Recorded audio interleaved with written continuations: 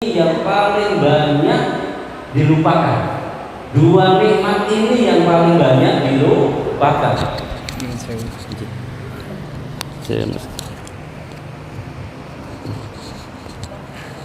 Rasulullah Shallallahu Alaihi Wasallam bersabda, nikmatani maghbunun fihima katsirun minan nas.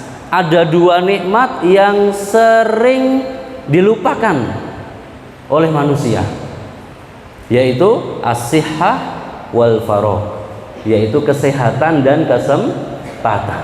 Alhamdulillah Allah beri kita kesehatan, Allah beri kita kesempatan, masih ada umur untuk menimba ilmu, masih ada umur untuk memperbanyak bekal, masih ada umur untuk memperbanyak sangu kita dalam perjalanan panjang kita menuju Allah Subhanahu wa taala. Karena kita nanti semuanya akan mati, betul? Kullu nafsin dha'iqatul maut. Semua orang pasti akan mati. Kita mau lari kemana aja, mati itu pasti akan menjemput. Bisa menemukan kita. Mau kita ngumpet di kamar, dikunci semuanya, malah rabi kubur. Nggih, teman saya Bapak Ibu semaput 3 hari di kamar di Bekasi, pintunya dikunci, dia semaput, kenapa semaput? Pingsan 3 hari. Tetangga-tetangganya kok ini sudah lama kok nggak muncul toh, kok nggak keluar toh, kok ada gelagat aneh gitu di kamarnya itu. Dibuka nggak bisa, akhirnya didobrak, ternyata pingsan.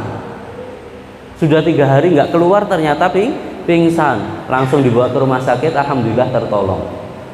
Ini Bapak Ibu, alhamdulillah.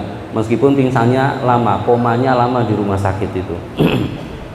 Ya, karena komanya lama, akhirnya banyak organ-organ tubuhnya yang kemudian tidak normal karena sudah lama ininya. Nah, Bapak Ibu yang dirahmati Allah Subhanahu wa taala, meskipun kita ngumpet di kamar, ngumpet di gua, lari kemana, mati itu akan menjemput. Nggak pandang tua, nggak pandang muda. Yang mati muda juga banyak.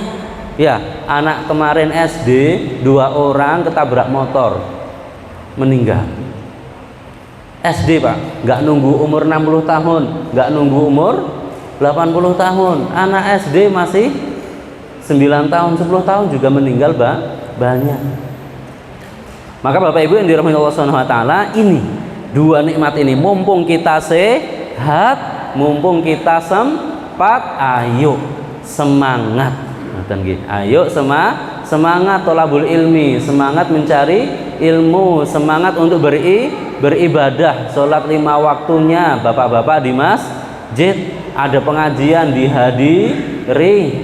Alhamdulillah saat ini Ahad pagi yang hadir banyak, Masya Allah. Tetangga-tetangga yang belum hadir, ayo diajak. Diajak, jangan kita saja yang masuk surga, tetangga kita juga diajak masuk surga bersama-sama. Kalau kita nanti kumpul di surga, remen apa mboten Bu? Remen mboten Pak? Remen nggih? Remen kumpul di surga itu remen. Nek dhewe celingak-celinguk rening kancane. Nggih. Bareng-bareng penak. Maka tetangga-tetangga diajak, sanak saudara diajak, istrinya diajak, suaminya diajak, anak-anaknya semuanya diajak. Ayo kita masuk surga bersama-sama. Baik Bapak Ibu yang dirahmati Allah Subhanahu wa taala, pada kesempatan pagi hari ini kita akan bahas tentang Al-Qur'an. Ya, masih seputar Al-Qur'an, karena Al-Qur'an ini Bapak Ibu yang dirahmati Allah taala yang menyatukan kita kaum muslimin, betul? Yang NU nggih Al-Qur'an, yang Muhammadiyah nggih Al-Qur'an, yang MTA nggih Al-Qur'an, yang Persis nggih Al-Qur'an, semuanya Al-Qur'an. Selama dia masih ahlus sunnah wal jamaah, maka itu semuanya adalah saudara kita. Al-Qur'annya sama, rukun Islamnya nggih sama, rukun imannya nggih sama. Maka mereka adalah saudara kita semuanya. Muhammadiyah ya juga, NU ya juga, Persis ya juga, semuanya adalah ahlu sunnah wal jamaah. Ampun ngapling surga pinggih piyambak, oh ini buat golongan saya, golongan yang lain nggak boleh. Bukan, kita bukan yang memiliki surga, ya Allah subhanahu wa ta'ala yang memiliki surga, yang kemudian memberikan kepada siapa saja yang Allah kehendaki, bukan kita yang ngapling gitu. Surga ini ampun dikapling dewe.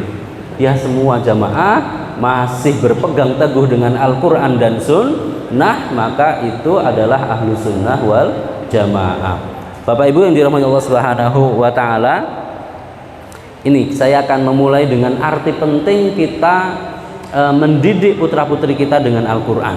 Kenapa kita harus mendidik putra putri kita, diri kita, istri kita, keluarga kita, semuanya dengan Al-Quran. Bapak Ibu yang dirahmati Allah Subhanahu wa ta'ala, kita melihat fenomena remaja kita saat ini sungguh sangat luar biasa mengenaskan. Fenomena remaja kita waktu wisuda kemarin sudah saya singgung sedikit bagaimana kondisi pemuda-pemuda kita, remaja-remaja kita saat ini. Tawuran sudah hal yang lumrah, pergaulan bebas, pacaran itu sudah hal yang lumrah. Bahkan bapak ibunya kalau anaknya nggak punya pacar resah. Ada di sini bapak ibu? Boten wonten nggih? Insya Allah. Ada di belahan bumi di sana. Bapak ibu orang tua kalau lihat anaknya nggak punya pacar itu resah. Loh, anakku rapayu gitu jadi. Lah kok malah didol. Kok malah ditawarkan. Lah nanti kalau pulang-pulang berbadan dua, bapak ibu resah mboten? Iya, kalau pulang-pulang hamil gitu ya, bapak ibu resah mboten? Kok malah anaknya ditawarkan? Itu sekarang kondisinya begitu bapak ibu. Kita lihat TV kita menyodorkan apa? Isinya nopo bapak ibu? TV kita drama, sinetron, betul? Sinetronnya banyak mengisahkan tentang remaja-remaja, betul? Sketsanya latar belakangnya adalah sekolah. Anak kita sekolah SMA, sekolah SMP, sekolah. Yang dilihatkan di sekolahnya apa? Prestasinya boten. Pinter baca Quran boten. Akhlaknya yang karimah boten. Yang ditonjolkan apa di sinetron itu? Backgroundnya sekolah, anak-anak kita sedang sekolah, yang ditonjolkan apa? Guru-gurunya yang cupu, guru-gurunya yang culun, dikerjain sama anak-anaknya. Itu satu. Yang kedua, yang ditonjolkan apa? Yang diceritakan di sekolahnya? Pacaran bapak ibu. Nggih. Anak SMA yang dilihatkan di sekolahnya apa? Pacaran, geng-gengan. Ini gengnya yang kelas tinggi, ini geng yang kelas rendah gitu ya. Yang kelas rendah ini sering dibully, ya, sering dipersekusi. Itu yang dilihatkan tentang sekolah. Naudzubillah summa naudzubillah. Kalau sekolah kita kondisinya seperti itu, kira-kira bisa nggak mencetak generasi yang solih-solihah? Bisa nggak mencetak generasi yang akhlaknya bagus, yang imannya kuat, dekat dengan Al-Quran, dekat dengan Allah dan Rasulnya, mencintai Allah dan Rasulnya? Jauh kalau kondisinya seperti itu. Baca Al-Quran aja belum tentu bisa kalau kondisi seperti itu. Ini fenomena pendidikan kita. Ditonjolkan di sinetron, ya memang kondisinya begitu. Maka kasus hamil sebelum nikah itu tidak sedikit, banyak sekali. Nah, kondisi begitu, diputus pacar, gelisah, ingat mantan, bahasa-bahasa remaja seperti itu. Akhirnya apa? Mereka mencari ketenangan dengan apa? Kalau salah pergaulan, pergaulannya seperti itu, akhirnya mereka larinya ke obat-obatan terlarang, narkoba, akhirnya ke sana Bapak Ibu. Maka ini perlu membuat kita resah, jangan sampai putra putri kita seperti itu, betul-betul kita didik dengan baik. Bapak Ibu yang dirahmati Allah SWT, arus hedonisme, arus atau budaya melihat hanya casingnya saja, dilihat blegere mawon, nek cantik, ganteng, ini temannya banyak. Nek qadarullah elek gitu ya, itu jadi bulian, jadi persekusian di sekolah-sekolah, di pergaulan-pergaulan remaja seperti itu marak dan menjamur. Ini virus.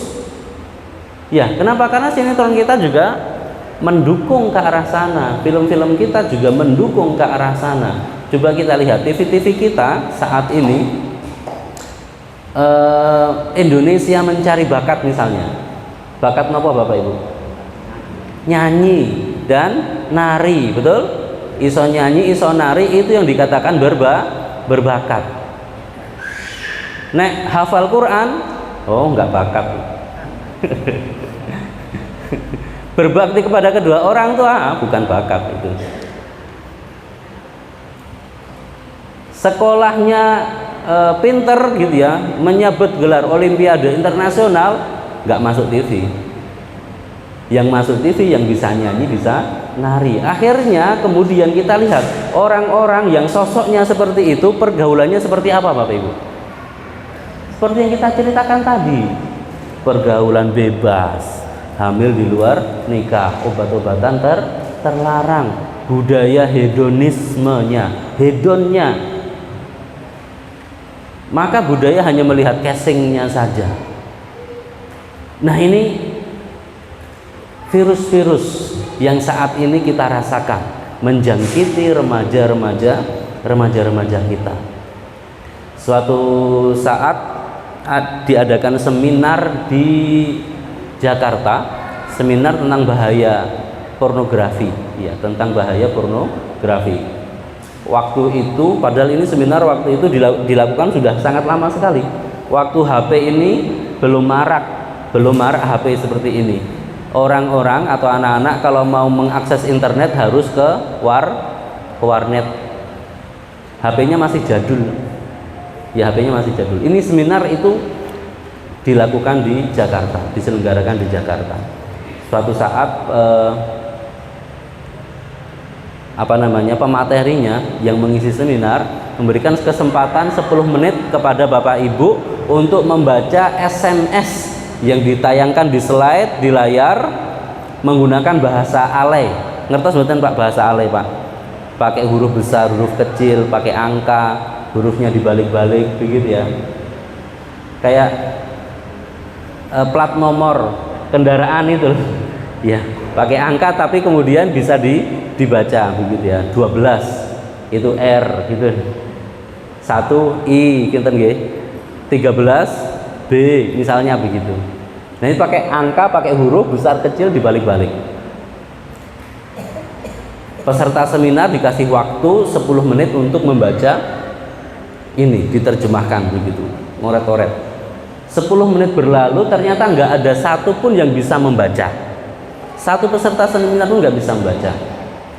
Ini adalah SMS dari seorang remaja laki-laki, SMP, kepada temennya, SMP juga, kepada temennya perempuan SMP. Apa isinya? Nah, pembicara seminar tadi memberikan caranya biar itu bisa dibaca adalah ini, HP dicerminkan, ini cermin, kemudian HP-nya dibalik, bacanya lewat cermin. Ya, ini cermin, ini HP-nya dibalik, bacanya lewat cermin, baru bisa dibaca. Keren buatan Pak, proteksinya anak-anak kita. Itu kalau dicek bapak ibunya, wah opo lagi, ora penting gitu. Ora penting gitu. Ternyata isinya apa Bapak Ibu? Yang Yuk kita ke tempat biasa. Sudah lama nih kita nggak ML. Ngertos betul Bapak Ibu? ML niku napa? Making love. Making love. Bahasa Arabnya jima. Perempuan dan laki-laki bersatu, bersetubuh. Naudzubillah summa naudzubillah. Kalau ke tempat biasa itu berarti sudah berapa kali Pak Bu? Naudzubillah. Ini anak SMP. Anak SMP. Proteksinya sebegitu hebatnya. Bapak Ibu baca nggak bisa. Ibunya mau ngecek HP-nya nggak bisa. Itu padahal HP masih jadul. Orang ke internet harus ke warnet. Orang mau akses internet harus ke warnet. Bagaimana sekarang? Sekarang anak-anak kita sudah bawa satu-satu, betul? Anak SD bahkan sudah dikasih HP. Anak SMP sudah bawa HP. Penting mah buat komunikasi sama teman-teman, mau ngerjain tugas misalnya gitu ya. Padahal ngerjain tugas belum tentu sehari sekali, belum tentu seminggu sekali. Akses internet untuk ngerjain tugas ya bisa dengan misalnya menggunakan komputer yang ada di rumah, tidak perlu dikasih HP. HP-nya lebih banyak buat apa? TikTok, betul? Lihat YouTube, betul? Dan lain-lain. Nah, di situ banyak setan-setan hadir. TikTok isinya nopo toh Bapak Ibu? Banyak setannya. Betul? YouTube isinya nopo Bapak Ibu? Banyak setannya. Itu apa pemicu itu ada di situ. Setan itu pemicu ada di situ. Rangsangan itu ada di situ. Kemudian anak-anak kita terpacu, terangsang mencari informasi lebih. Namanya pornografi itu begitu. Kalau dosisnya sekarang hari ini begini, besok nggak cukup seperti ini, naik lagi dosisnya, harus yang lebih. Besoknya lagi nggak cukup lagi, harus lebih. Besoknya lagi nggak cukup lagi, harus lebih. Terus begitu sampai anak ini kecanduan, nggak bisa tenang kecuali harus lihat dulu. Ini namanya dalam bahasa kedokteran itu narkolema, narkotika lewat mata. Narkotika lewat mata, lebih candu daripada sabu-sabu, lebih candu daripada narkoba-narkoba yang lain. Narkolema ini sangat candu dan sangat merusak otak. Merusak otak Bapak Ibu. Akhirnya daya konsentrasinya hilang, dia ngawang-ngawang terus, bayangke gitu ya. Bayangke sehingga dia itu sering ngalamun, nggak konsen, hidupnya nggak tenang, kecanduan terus begitu. Jadi sekolahnya rusak, pelajarannya rusak, ngajinya rusak, semuanya jadi rusak.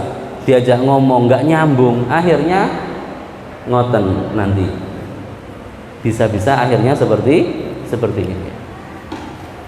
Nah, Bapak Ibu yang dirahmati Allah Subhanahu wa taala,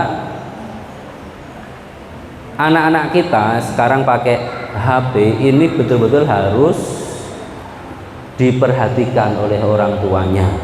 Yang harus kita tanamkan kepada mereka, ya yang harus kita tanamkan kepada mereka, bukan kita tanamkan antivirus, bukan kita tanamkan aplikasi-aplikasi yang mencegah mereka dari membuka hal-hal yang negatif.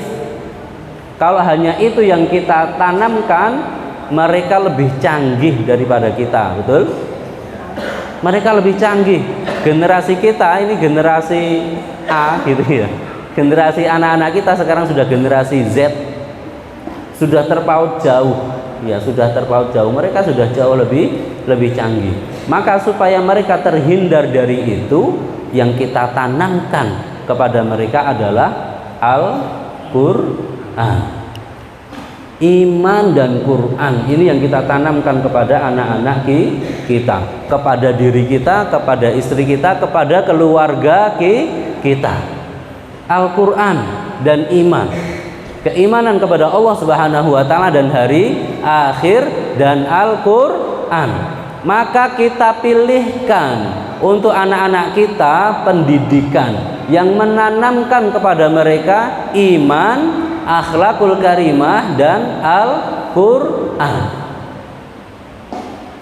Kalau pendidikan yang kita percayakan kepada anak-anak kita seperti pendidikan-pendidikan yang disoroti di sinetron-sinetron tadi, maka mereka kondisi seperti itu akan mendukung mereka untuk seperti itu, betul?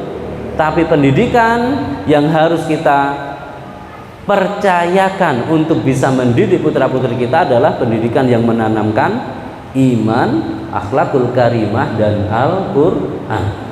Bayangkan kalau anak-anak kita, diri kita, istri kita, keluarga kita imannya kuat dengan Allah Subhanahu wa Ta'ala, hablum minallahnya kuat, akhlaknya karimah, rajin ngaji, dekat dengan Al-Quran. Kira-kira temannya seperti apa Bapak Ibu? Temannya yang hedonis? Bukan. Temannya yang suka pacaran? Bukan. Ya, ini sudah otomatis karena al-arwahu junudun mujannadah. Ruh itu seperti pasukan. Mereka akan berkumpul sesuai dengan kecenderungannya.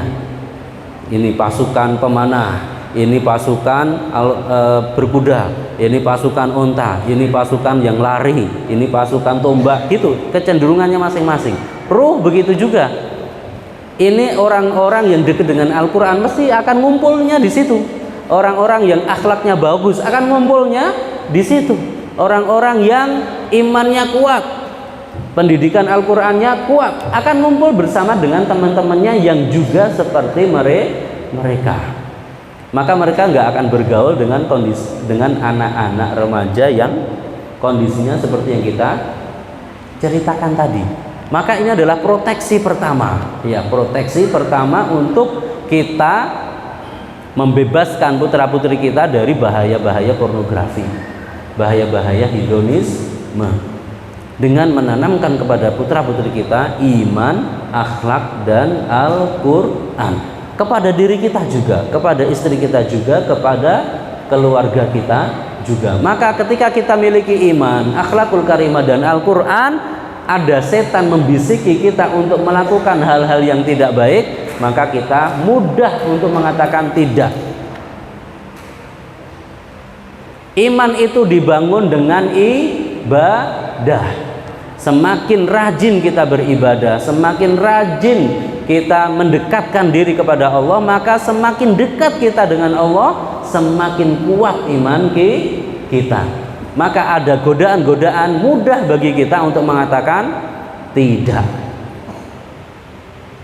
Tapi bayangkan remaja-remaja yang seperti tadi itu, baca Quran aja mungkin nggak bisa, sholatnya pripun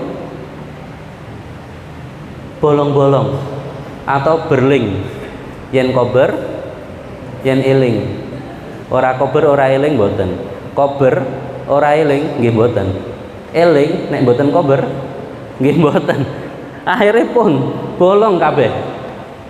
Padahal kata Rasulullah, bainar rajuli wa bainal kufri tarkus shalah, yang membedakan ini batas tipis antara seseorang dengan kekufuran ini adalah ketika dia sudah meninggalkan sholat. Ketika dia sudah meninggalkan sholat, maka bentengnya rapuh, tamengnya tidak kuat. Bisikan sedikit saja dia sudah goyah, sudah goyah. Maka kemudian dia akan terbawa arus pornografi, akan terbawa arus hedonisme, terbawa arus liberalisme, terbawa arus dan seterusnya.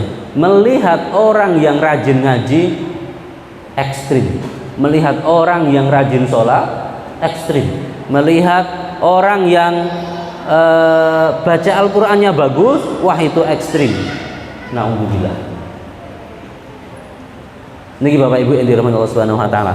Maka Ini kita sampaikan di awal bahwa menanamkan iman, akhlakul karimah dan Al-Qur'an ini menjadi prioritas yang utama untuk kita tanamkan kepada diri kita, istri kita, keluarga kita, anak-anak kita, semuanya, sehingga insya Allah kita akan kumpul bersama komunitas-komunitas yang baik, betul? Komunitas ngaji, komunitas sholat, komunitas baca Al-Quran, komunitas yang baik-baik semuanya, hingga kemudian kita akan terhindarkan dari keburukan. Kita terhindarkan dan kita akan terbentengi dari virus-virus jahat, insya Allah. Kenapa kita harus dengan Al-Quran? Yang kedua, ini tadi yang pertama, supaya kita terhindar dari hal-hal yang seperti itu. Anak kita selamat, diri kita selamat, keluarga kita selamat. Yang kedua, mari kita lihat biografi kaum muslimin generasi sebelum kita. Kalau tadi fenomena remaja seperti itu, nah sebelum kita seperti apa? Misalnya kita bacakan sirahnya Zaid ibn Thabit. Siapa itu Zaid bin Thabit? Salah seorang sahabat Rasulullah yang ditugaskan untuk mencatat wahyu, katibnya, sekretaris pribadinya Rasulullah. Rasulullah sudah sepuh, tapi Zaid bin Thabit ini masih remaja. Ya, masih remaja. Dia sudah mendapatkan tugas untuk mencatat wahyu ketika umurnya 11 tahun. 11 tahun ini sudah mendapatkan tugas yang begitu berat, mencatat wahyu. Kenapa berat? Karena ini hasil catatannya Zaid ini nanti akan dipakai oleh seluruh kaum muslimin sampai akhir zaman, mengandalkan catatannya Zaid. Berat nggak Pak? Salah sidik, salah seterusnya, betul? Salah satu huruf, salah seterusnya. Maka ini betul-betul berat. Hingga meninggalnya Rasulullah, beliau ini mencatat Al-Quran. Zaid pernah juga ditugaskan oleh Rasulullah untuk dakwah di kalangan Yahudi. Maka kemudian dia belajar bahasanya Yahudi, bahasa Ibrani. Dalam kurun waktu 17 hari saja dia sudah menguasai bahasa Ibrani. Bayangkan Pak Bu, sekarang misalnya kita ditugaskan untuk ke Amerika. Kamu tugas Amerika, dakwahkan Al-Quran di sana, dakwahkan Islam di sana. Di sana bahasanya apa? Inggris. Belajar dulu bahasa Inggris 17 hari. Bisa kira? Belajar bahasa Inggris 17 hari misalnya. Lah kalau bahasa Indonesia ke sana ya rene sing mudeng nggih. Napa mulai bahasa Jawa. Maka harus menggunakan bahasa kaumnya. Bahasanya apa? Inggris, ya kita menyampaikan dengan bahasa Inggris. Bahasanya apa? Bahasa Jawa, ya kita menyampaikan bahasa Jawa sesuai dengan bahasa ini. Zaid ibn Thabit 17 hari saja berhasil menguasai bahasa Ibrani. Prestasi mboten Bapak Ibu? Ini remaja, harusnya begitu. Zaid bin Thabit ini juga ditolak di perang Badar. Dia daftar, ya Rasulullah saya ikut. Sama Rasulullah ditolak. Kenapa ditolak? Belum cukup umurnya baru 12 tahun.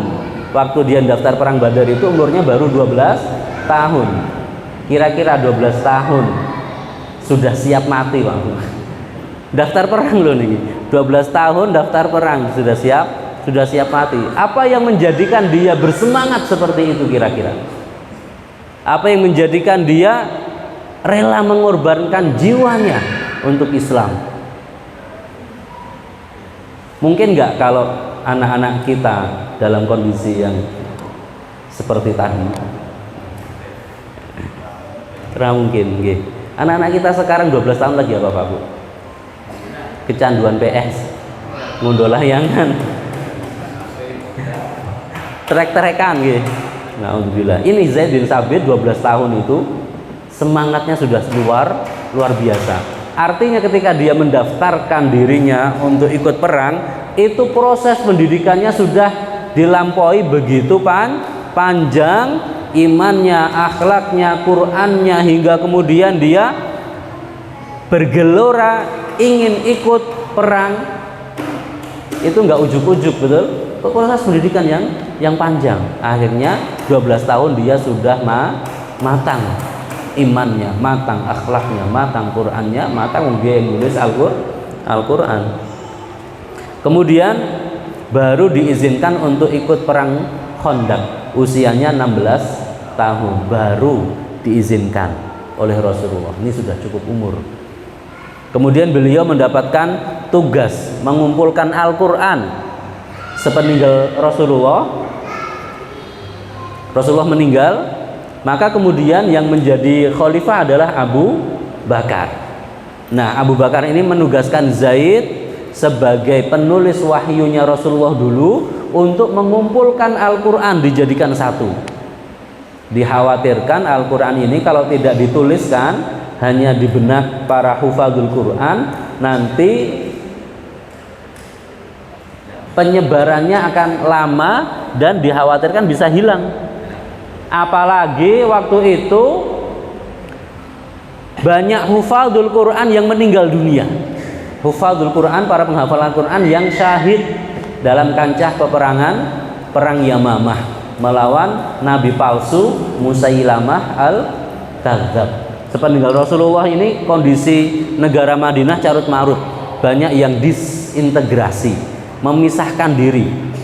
Rasulullah meninggal, kemudian banyak negara-negara yang sudah bergabung atau kabilah-kabilah waktu itu sudah bergabung dengan negara Madinah ini memisahkan diri. Aku sekarang nggak mau dengan Madinah lagi, aku mencabut. Aku masih mau dengan Madinah tapi nggak mau bayar zakat aja, yang lainnya masih mau. Tetap yang seperti itu disatukan kembali oleh Abu Bakar. Salah satu pemberontaknya adalah Musailamah al-Kadzdzab yang mendeklarasikan dirinya sebagai nabi. Padahal tidak ada nabi setelah Nabi Muhammad, sudah khatamul anbiya wal mursalin, penutup para nabi dan rasul adalah nabi kita, Nabi Muhammad.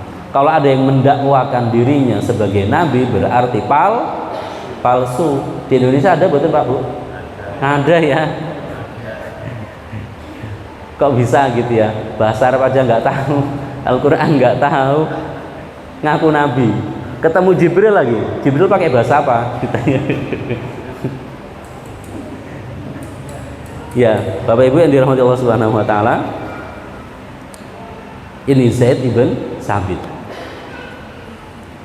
mengumpulkan Al-Qur'an, dijadikan satu. Tugas yang sangat berat sekali. Karena Al-Qur'an ini akan kemudian diwariskan ke generasi-generasi berikutnya, dibaca generasi-generasi berikutnya sampai akhir zaman. Maka beliau mengatakan, sungguh memindahkan gunung Uhud, begitu ya, memindahkan gunung Lawu lebih ringan bagiku daripada tugas ini, kata beliau. Mindah gunung Uhud gak ada konsekuensinya, gak ada tanggung jawabnya, wis pindah, sidik-sidik dipindah, gak ada konsekuensinya, gak ada efeknya. Tapi ini efeknya adalah sepanjang masa sampai akhir zaman. Al-Qur'an yang kita baca saat ini adalah hasil dari tulisan beliau, Zaid ibn Sabit. Bayangkan kalau dulu nulisnya salah, gimana sekarang gitu. Baik, Rasulullah Shallallahu Alaihi Wasallam memuji Zaid bin Sabit ini. Beliau mengatakan, afrodukum Zaid, orang yang paling ahli dalam bidang faraid itu adalah Zaid. Apa faraid Bapak Ibu? Iya, ilmu waris. Ilmu waris, ada ilmunya, ada rumusnya, ada kaidahnya, tidak sembarangan membagi waris. Paling ahli adalah Zaid ibn Sabit.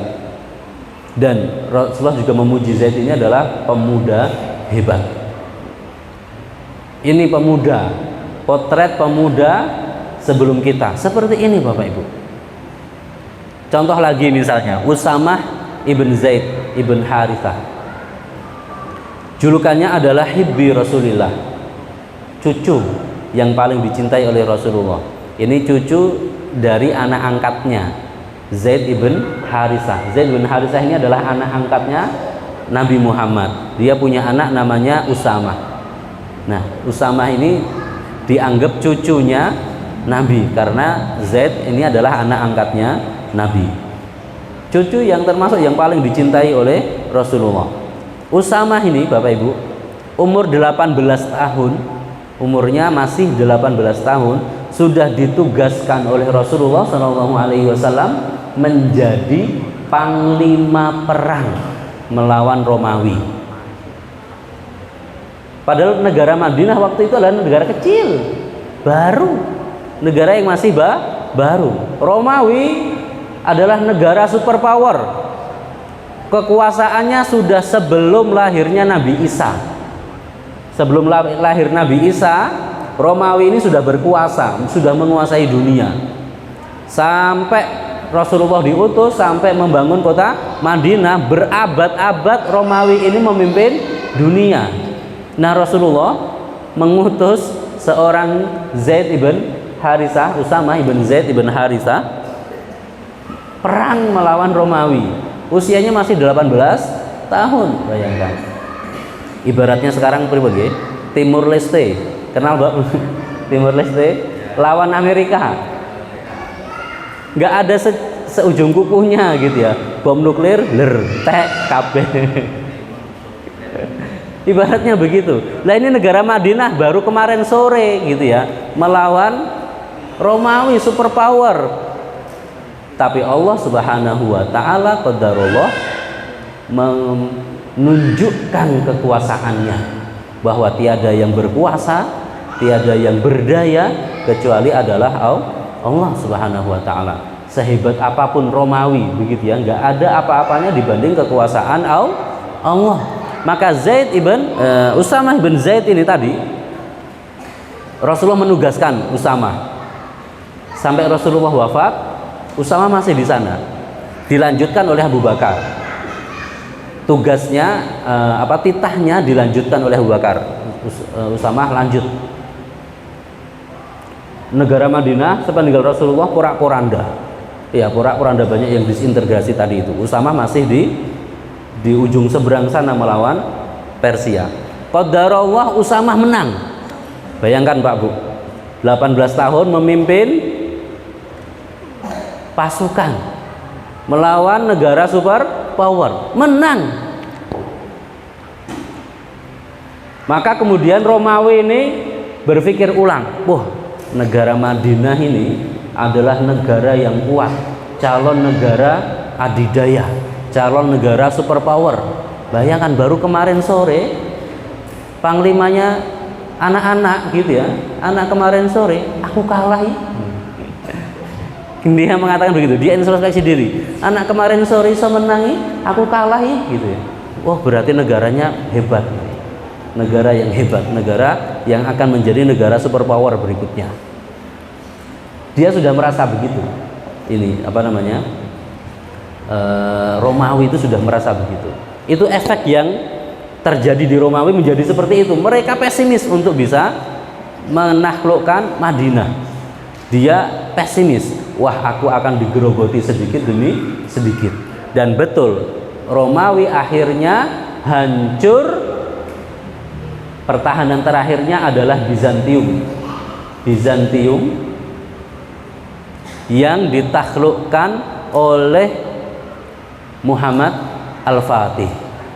Nih, jauh sepeninggal Rasulullah, Abu Bakar, kemudian Umar, Utsman, Ali, lanjut dinasti Umayyah, lanjut dinasti Abbasiyah, lanjut kemudian Al-Mamalik, kerajaan kecil-kecil, lanjut lagi ada kerajaan besar muncul, dinasti Utsmaniyah. Ya, Utsmaniyah atau Turki Utsmani. Dengan rajanya Muhammad Al-Fatih menghabisi kekuatan Romawi yang terakhir. Setelah itu habis Romawi, negara satu-satunya superpower adalah negara Islam. Berlanjut seperti itu. Betul, Islam menjadi negara superpower. Ini efeknya di Romawi. Efeknya di Madinah apa? Kemenangan Usamah ini, anak kecil aja bisa ngalahin Romawi gitu ya. Kamu senior ini masa nggak bisa menyatukan Madinah lagi gitu. Cuma kroco-kroco kabilah ini, kabilah ini, kabilah ini. Ini lawan Romawi aja menang loh anak kecil ini. Anakmu nih menang, kamu masa nggak bisa gitu. Maka kemudian itu membangkitkan semangat kaum muslimin untuk menyatukan kembali kabilah-kabilah yang tadinya disintegrasi, memisahkan diri. Perang paling besarnya adalah perang Yamamah melawan Musailamah Al-Kadzab tadi, yang akhirnya banyak hufadzul Quran yang meninggal dunia, yang syahid dalam perang tersebut. Maka kemudian Umar Ibn Khattab mengusulkan kepada Abu Bakar untuk menuliskan Al-Quran, karena ini fenomenanya banyak hufadzul Quran yang meninggal. Nanti kalau meninggal semuanya habis Al-Quran gitu. Maka harus dituliskan. Maka kemudian Zaid bin Sabit diutus untuk menjadi ketua penulisan Al-Quran. Nih, qafillah rahimakumullah, keren betul Bapak Ibu. Remaja waktu itu, nggak usah zaman-zaman sahabat lah, zaman-zaman berikutnya. Misalnya lagi Imam Asy-Syafi'i, kenal betul Bu? Imam Syafi'i semua orang sedunia kenal ya, Imam Asy-Syafi'i. Bahkan madhabnya di Indonesia ini menjadi madhab utama, betul? Sholat kita, ibadah kita yang lainnya menggunakan madhab Imam Asy-Syafi'i. Imam Asy-Syafi'i ini umur 15 tahun sudah menjadi mufti. Mufti itu apa? Ketua perhimpunan ulama. Ketua perhimpunan ulama yang kemudian menyodorkan fatwa atau melahirkan fatwa, berfatwa. Mufti kota Makkah adalah Imam Asy-Syafi'i. Umurnya 15 tahun, bayangkan. Imam Al-Bukhari, kenal Bu Imam Bukhari Pak? Yang menulis kitab Sahih Bukhari, kitab paling sahih setelah Al-Quran. Dia tuliskan ketika beliau usianya 18 tahun. Nih, kitab Al-Bukhari ini dia tuliskan ketika umurnya 18 tahun. Padahal perjalanannya dia mencari hadis itu nggak semudah sekarang tinggal Google gitu ya. Google muncul semuanya. Dia mencari hadis itu perjalanan panjang menggunakan onta, kuda, keledai ke sana. Wah, di sana ada hadis diriwayatkan oleh ustadz ini misalnya. Dia cari ke sana, meriwayatkan hadis gitu. Oh, di sana ada hadis lagi, cari lagi ke sana. Perjalanan keliling dunia mencari hadis, meriwayatkan hadis. 18 tahun sebagian besarnya sudah terkumpulkan, maka kemudian dia menuliskannya, membukukannya. Lahirlah kitab Sahih Al-Bukhari, kitab paling sahih setelah Al-Quran. Umar Ibnul Abdul Aziz, kenal betul Bapak Ibu? Umar Ibn Abdul Aziz adalah Khulafaur Rasyidin yang kelima. Julukannya begitu, Khulafaur Rasyidin yang kelima. Empatnya siapa? Abu Bakar, Umar, Utsman, Ali. Setelah itu dinasti Umawi, dinasti Umayyah. Kemudian setelah itu dinasti Abbasiyah. Nah, salah satu rajanya di dinasti Abbasiyah ini adalah Umar Ibnul Abdul Aziz. Karena kebijaksanaannya dalam memimpin, karena kehebatannya dalam memimpin, keadilannya dan seterusnya, kemakmurannya, maka kemudian beliau dijuluki Khulafaur Rasyidin yang kelima. Setelah sekian kurun waktu hilang, muncul Khulafaur Rasyidin yang kelima. Beliau sudah belajar Al-Quran sejak kecil dan menjadi gubernur Madinah usianya 23 tahun. Bayangkan Pak Bu, 23 tahun beliau sudah menjadi gubernur Madinah. Bisa dikatakan gubernur paling muda mungkin kalau sekarang gitu ya. Dan nggak main-main, yang dipimpin adalah kota Madinah, kotanya Nabi, yang tadi negara rintisan dari awal adalah negara Madinah. Kemudian saya tadi sudah menceritakan Sultan Muhammad Al-Fatih.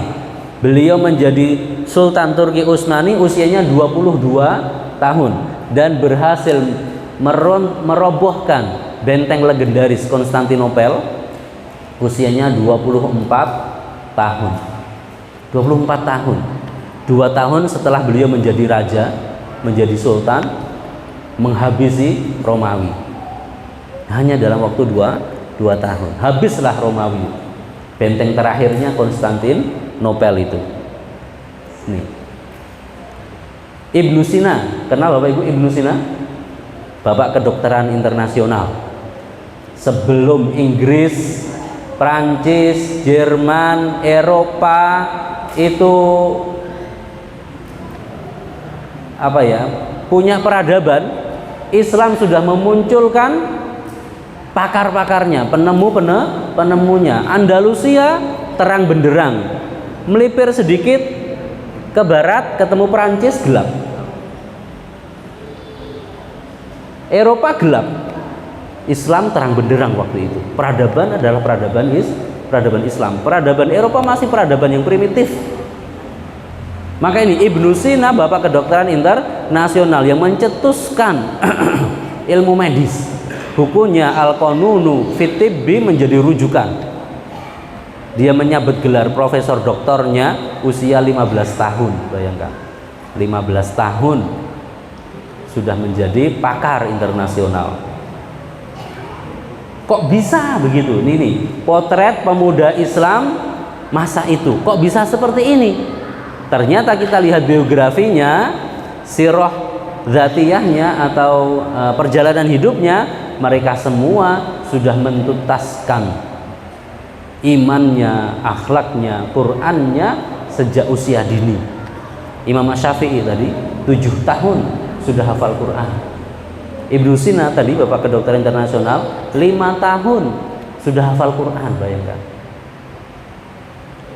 Imam Bukhari 7 tahun hafal Quran.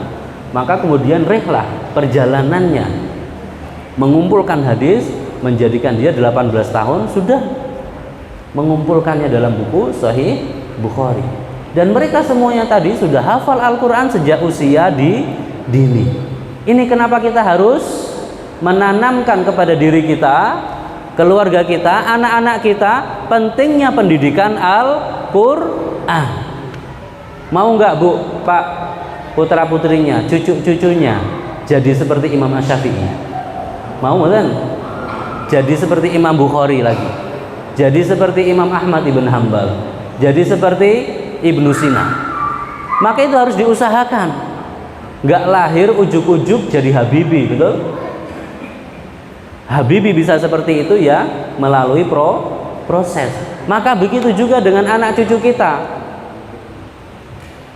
Kita punya visi misi yang panjang jauh ke depan untuk keluarga kita, untuk anak-anak kita, untuk cucu-cucu kita. Kita didik dari sekarang dengan Al-Quran. Maka harapannya dengan pendidikan yang serius ini, kalau tidak anak kita, cucu kita, atau anaknya lagi, 3 generasi setelah kita lah paling tidak, anak kita atau cucu kita atau anaknya lagi, ini nanti akan lahir kembali Imam Asy-Syafi'i, lahir kembali Ibnu Sina, lahir kembali tokoh-tokoh besar Islam pada masa itu. Maka kita akan mengembalikan kejayaan Islam menjadi negara super power. Karena kita ini sudah di penghujung akhir zaman. Tanda-tanda kiamat yang kecil-kecil sudah muncul semuanya. Habis yang sudah disebutkan dalam hadis Rasulullah SAW, tanda-tanda datangnya hari kiamat yang kecil-kecil itu sudah muncul semuanya. Tinggal kita menunggu tanda-tanda yang besar. Tanda besarnya dengan munculnya Imam Mahdi. Nah, kalau tanda besar ini sudah muncul satu, maka akan beruntun muncul berikutnya. Dalam sebuah hadis itu diibaratkan seperti kalung atau tasbih. Tasbih itu kan butiran-butiran nggih, dironce jadi satu, dipotong, tek. Maka kemudian lepas satu. Disusul segera lepas kedua, ketiga, keempat, kelima, keenam, terus begitu. Begitu juga dengan tanda hari kiamat yang besar. Imam Mahdi muncul, lanjut tanda berikutnya, tanda berikutnya, tanda berikutnya, terus begitu sampai tanda yang terakhir hingga hari kiamat. Nah, ini kita sudah menanti tanda yang besar nih. Maka kita harus siap mendidik generasi kita untuk menyongsong kembali kebangkitan Islam. Harapannya anak-anak cucu-cucu kita nanti yang mengembalikan kejayaan Islam, ikut andil dalam mengembalikan kejayaan Islam menjadi negara superpower, kata Rasulullah SAW nanti, sampai semua umat itu kaya semuanya. Nyari orang yang mau menerima zakat itu susah, saking makmurnya. Ini generasi keemasan Islam. Sampai begitu nanti makmur semuanya, kaya semuanya, mobilnya 5 kabeh. Oh main yang dindi, nyari yang mau menerima zakat itu susah Pak Bu. Ini kita siapkan dari sekarang generasinya, generasi anak kita atau cucu kita atau cucunya atau anaknya lagi. Baik Bapak Ibu yang dirahmati Allah Subhanahu wa taala, yang kedua, kenapa kita harus mendidik keluarga kita dengan Al-Quran?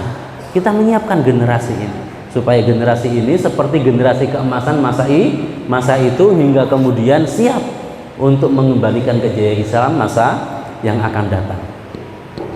Masih ada waktu sedikit lagi. Yang ketiga, kenapa kita harus mendidik putra-putri kita dengan Al-Quran? Karena kita ini akan menjadi mulia dengan Al-Quran. Coba kita tengok bulan Ramadan, bulan yang paling mulia, betul? Kenapa Bapak Ibu bulan Ramadan menjadi bulan yang paling mulia? Karena Al-Quran diturunkan pada bulan tersebut. Syahrul Ramadan alladzi unzila fihil Quran. Bulan Ramadan di mana Al-Quran diturunkan pada bulan tersebut. Maka bulan Ramadan menjadi bulan yang paling mulia. Lebih spesifik lagi, di antara malam-malam yang ada di bulan Ramadan itu ada satu malam yang paling mulia, yaitu Lailatul Qadar. Kenapa Lailatul Qadar itu menjadi mulia, menjadi malam yang paling mulia? Karena Al-Quran diturunkan pada malam itu. Inna anzalnahu fi lailatil qadar. Sesungguhnya kami menurunkannya, yaitu Al-Quran, pada malam Al-Qadar. Maka malam Al-Qadar ini menjadi malam yang paling mulia di antara malam-malam yang lain. Allah Subhanahu wa taala menurunkan Al-Quran sekaligus 30 juz dari Al-Fatihah sampai An-Nas. Dari Sidratul Muntaha sehingga sananya Allah Subhanahu wa taala diturunkan ke langit dunia di Baitul Izzah namanya. Masing-masing suratnya dijaga, dikawal oleh 100.000 malaikat. Al-Fatihahnya, Al-Baqarahnya, Ali Imrannya, An-Nisa'nya, Al-Maidahnya, masing-masing itu dikawal tidak kurang dari 100.000 malaikat. Artinya betul-betul pengawalan yang sangat ketat. Setan ora doyan, demit orang dulit, nah gitu. Aman, tidak ada yang bisa mengubah isi Al-Quran. Turun ke Baitul Izzah di langit yang pertama di dunia, baru setelah itu diturunkan kepada Nabi Muhammad SAW secara berangsur selama 23 tahun. Ayat yang pertama diturunkan adalah Iqra bismi rabbikal ladzi khalaq, khalaqal insana min 'alaq. Iqra wa rabbukal akram alladzi 'allama bil qalam 'allamal insana ma lam ya'lam. Ini yang pertama diturunkan. Yang kedua, ketiga, keempat, terus begitu berangsur-angsur sampai 23 tahun. Ayat yang terakhir diturunkan, al-yauma akmaltu lakum dinakum wa atmamtu alaikum ni'mati wa raditu lakumul islama dina. selesai. Maka kemudian terkumpul kembali 30 juz. Setiap turun ayat, Rasulullah mengatakan, letakkan ayat ini di antara ayat yang bunyinya begini dan begini. Disisipkan, kayak binder. Bapak Ibu tahu binder nggih? Binder, tahu nggih? Lembaran-lembaran itu bisa dibuka, sisipkan. Ada turun ayat lagi, sisipkan. Turun ayat lagi, sisipkan. Turun ayat lagi, sisipkan. Terus begitu hingga kemudian urutannya kembali seperti semula dari Al-Fatihah sampai An-Nas. Begitu. Ini Lailatul Qadar, diturunkan langsung 30 juz dari Sidratul Muntaha ke Baitul Izzah. Maka malam itu menjadi malam yang paling mulia. Malaikatnya yang bertugas menyampaikan Al-Quran kepada Nabi menjadi malaikat yang paling mulia. Siapa? Jibril alaihissalam. Maka dalam surat Al-Qadar Allah juga berfirman di ayat yang terakhir, tanazzalul malaikatu warruhu fiha. Semua malaikat turun pada malam itu. Begitu juga dengan Jibril. Ar-Ruh di situ artinya adalah Jibril, Ruhul Kudus, Jibril alaihissalam. Sesungguhnya Allah Subhanahu wa taala mengatakan semua malaikat turun pada malam tersebut cukup. Karena Jibril juga bagian dari malaikat. Tapi kenapa Jibril disebutkan lagi? Menunjukkan Jibril punya kedudukan yang tinggi. Kalau di sini hadir bupati, gubernur. Saya mengatakan hadirin yang dirahmati Allah Subhanahu wa taala, cukup betul. Pak gubernur dan Pak bupati juga bagian dari hadirin, betul? Tapi kenapa itu nggak etis? Harus disebut yang kami hormati, gitu kan? Bapak Bupati, yang kami hormati Bapak Gubernur. Kenapa harus disebut? Karena punya kedudukan. Begitu juga dengan Jibril ini disebut oleh Allah Subhanahu wa taala setelah menyebut semua malaikat. Ini menunjukkan Jibril punya kedudukan yang tinggi. Karena tugasnya yang mulia menyampaikan Al-Qur'an. Maka kemudian orang yang dianugerahkan kepadanya Al-Quran juga menjadi manusia yang paling mulia sepanjang zaman. Nabi kita Muhammad Sallallahu Alaihi Wasallam mulia karena Al-Quran Allah pilihkan turun kepadanya, nggak kepada Nabi yang lain. Allah pilih turun kepada Nabi kita Muhammad Sallallahu Alaihi Wasallam. Maka menjadi Nabi yang paling mulia, Nabi yang menutup para Nabi, menjadi pemimpinnya para Nabi. Bayangkan Bapak Ibu, kalau Al-Quran itu ada di dalam diri kita, bagaimana? Kalau Al-Quran itu ada di dalam diri kita, maka kemuliaan itu seperti kita mendapatkan kemuliaan seperti bulan Ramadan, seperti Lailatul Qadar, seperti malaikat Jibril, seperti Nabi kita Muhammad Sallallahu Alaihi Wasallam, dan pewaris para nabi, yaitu pewaris Nabi Muhammad ini mewariskan Al-Quran, yaitu hufadzul Quran, para penghafal Al-Quran. Maka kemuliaannya seperti itu. Masya Allah. Pengen buatan Pak Bu? Ayo belajar Al-Quran, ya.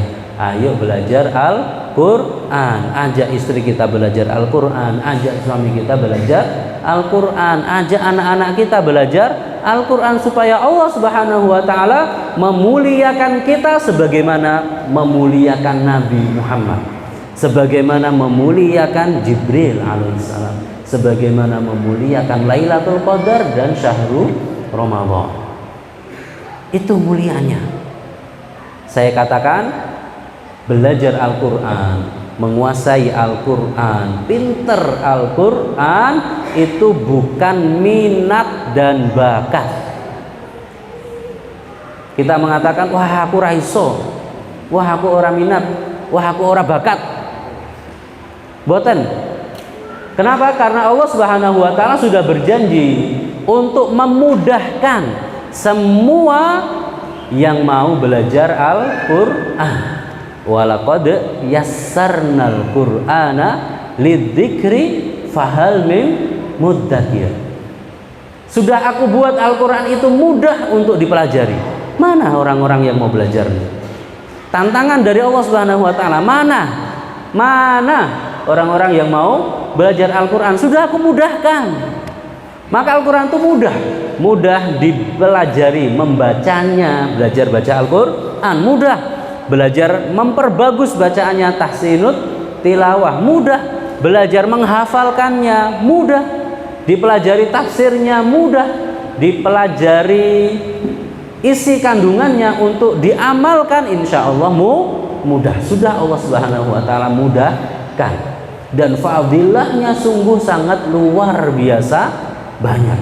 Kapan-kapan akan kita sampaikan kembali apa keutamaan kita menjadi ahlul Quran ini nanti ya. Sekarang kenapa kita harus belajar Al-Quran ini? Paling tidak 3 ini, supaya diri kita, keluarga kita terhindar dari virus-virus berbahaya. Yang kedua, kita lahirkan kembali generasi emas Islam yang akan datang sebagaimana generasi emas yang terdahulu.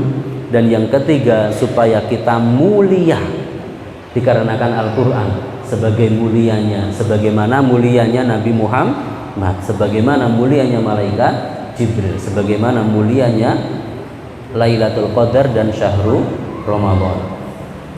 Maka belajar Al-Quran itu bukan minat dan bakat. Kita harus gapai keutamaan-keutamaan itu, harus kita raih. Diri kita, istri kita, keluarga kita. Belajar sedikit demi sedikit. Nanti akan kita lanjutkan pada kesempatan berikutnya. Sudah jam 8. Barakallahu fikum. Tidak terasa nggih Bapak Ibu yang dirahmati Allah Subhanahu wa taala. Mudah-mudahan kita diberi kesempatan untuk bertemu berikutnya melanjutkan materi kita. Mudah-mudahan Allah Subhanahu wa taala membimbing kita senantiasa berada di atas jalan yang lurus, memberikan kepada kita kekuatan untuk istiqomah hingga akhir hayat kita, hingga kita dianugerahkan husnul khotimah dan bertemu Allah Subhanahu wa taala dalam kondisi benar-benar beriman dan bertakwa kepadanya. Hadanallahu wa iyyakum ajma'in wa billahi taufiq wal hidayah wa ridha wal inayah. Wassalamu alaikum warahmatullahi wabarakatuh. Terima kasih Ustaz Muhammad Mustafa yang telah memberikan pencerahan dan semangat untuk kita semuanya. Mari kita belajar bersama untuk supaya tadi kita dapat mendapatkan kemuliaan Al-Quran. Karena saking mulianya bagi mereka yang masih belajar, masih brutal, beratur juga diberikan pahala double. Itu saking mulianya. Maka tidak ada alasan lagi kita untuk tidak belajar. Karena ketika kita belajar ternyata banyak bacaan kita yang masih perlu dibetulkan. Tetapi nek kita mau belajar, ya rumangsane wis bener. Nah, ini kita fasilitasi Bapak Ibu di SGI. Insya Allah nanti bulan Desember kita mau buka lagi untuk kelas reguler maupun kelas bunda maupun kelas bapak-bapak, sambil kita mempersiapkan SDM, karena kita tidak mau ketika kita buka SDM kita yang kurang. Ini sambil persiapan. Dan saya juga minta beliau untuk terus membantu mengevaluasi SDM dan bisa menyarankan kurikulumnya. Insya Allah sudah berpengalaman Bapak Ibu kalau pindah ke Tawangmangu, ada sekolah baru yang begitu megah ya, ada namanya Al-Azhar di Karangpandan, depannya Omah Kelinci. Betul, okay. Beliau direkturnya. Dulu saya ke sana, fotonya saya share di grup kelas bapak-bapak itu, luar biasa Pak. Ternyata Al-Quran juga belajar Al-Quran itu harus difasilitasi yang luar biasa seperti itu. Tidak kalah dengan kafe ya. Iya. Enggak kan. Nanti bapak-bapak kalau mau silaturahmi ke sana boleh ya Ustaz? Boleh, ahlan wa sahlan. Boleh nanti di sana. Ya Allah. Luar biasa Bapak. Gitu Bapak sekalian, dan tetap kami informasikan kalau Jangan lupa transfer 300.000 sebagai pendaftaran untuk mendapatkan kuota beasiswa ya. Syukron. 250 juta tinggal sudah, pokoknya sudah terus. Alhamdulillah sudah terus, masih diterima, artinya Allah masih berikan kesempatan kita untuk terus beramal jariah, terus kita untuk berinfak dan bersedekah dalam penyelesaian tanggungan Masjid Islam Center ini. Mudah-mudahan Waalaikumsalam. Oke Mbak, syukron. Jangan lupa ya, absennya khusus untuk kita itu adalah data yang akan kita kumpulkan untuk kita sendiri ya.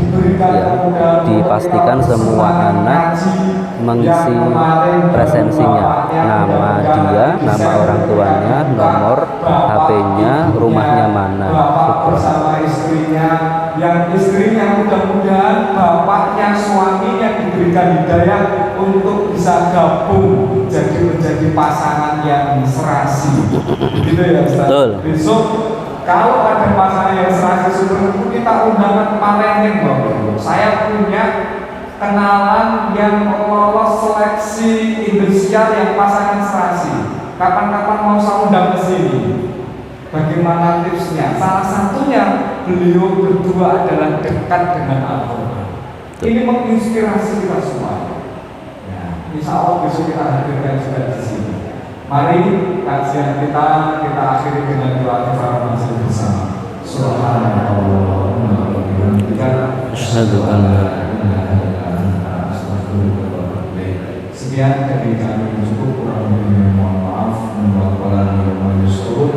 Assalamualaikum warahmatullahi wabarakatuh. Waalaikumsalam warahmatullahi wabarakatuh. Oke. Moga Bapak Ibu yang masih mau beramal jariah penyelesaian tanggungan Masjid Islamic Center dipersilakan. Ada pasar gembira Bapak Ibu. Dakwah kita dakwah yang menggembirakan. Mohon dilarisi untuk program pasar gembira. Insya Allah kita menggembirakan para penjualnya, menggembirakan jamaahnya. Ada pasar gembira yang dapat voucher selamat, mohon bisa ditukar dengan yang ada di sana. Moga sekali lagi untuk pasar gembira disemarakan, dimuliakan, dilarisi bagian dari program belanja Brojo Bumi Konco dan Tobo. Jih, matur nuwun, barakallahu fiik.